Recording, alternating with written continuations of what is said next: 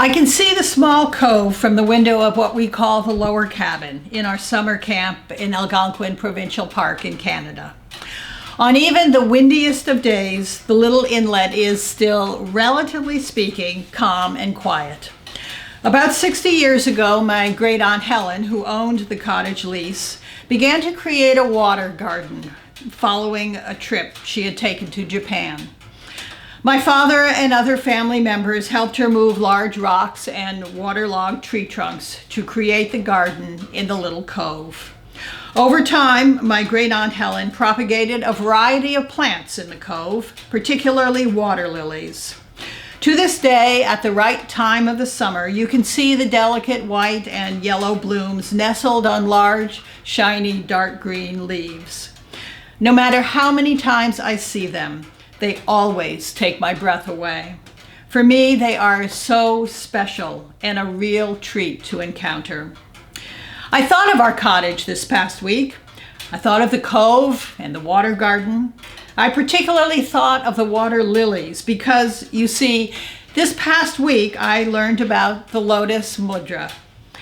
If mudras are as new to you as they were to me, then you will learn too that they are symbolic hand gestures used in Buddhist and Hindu ceremonies and in Indian dance. Creating a lotus mudra is easy.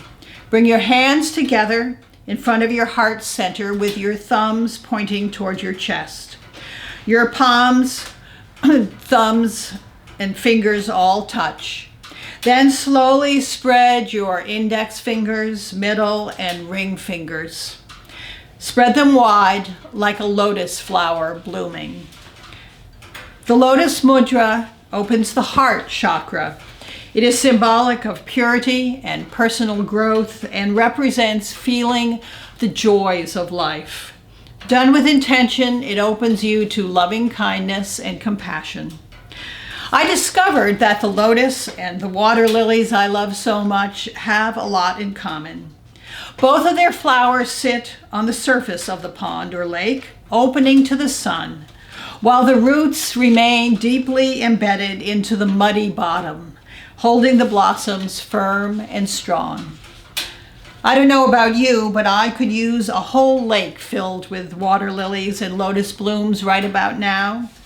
I could use a visible reminder that what is occurring in our world is like what happens each summer in my great-aunt's Japanese water garden.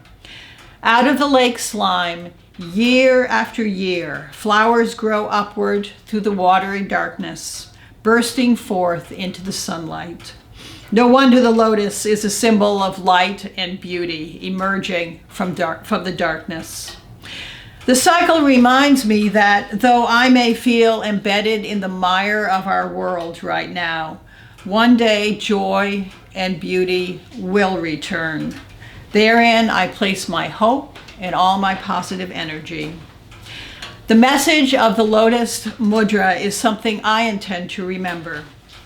Stay connected to your roots, no matter how dark and forbidding they may seem at times. But in addition, open yourself to the light and realize that the greatest sense of steadiness in your life is your open heart.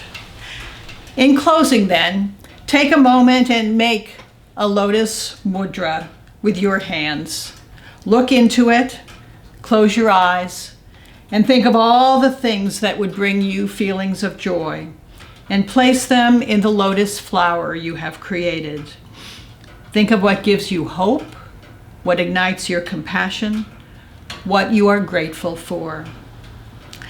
With eyes closed, trust that just like the lotus flower or the water lily, you too will bloom majestically above the muddy waters of fear, grief, pain, and wondering where the world is leading us. You too will bloom, equipped with all the joy and hope and compassion and gratitude that you have entrusted to your mudra.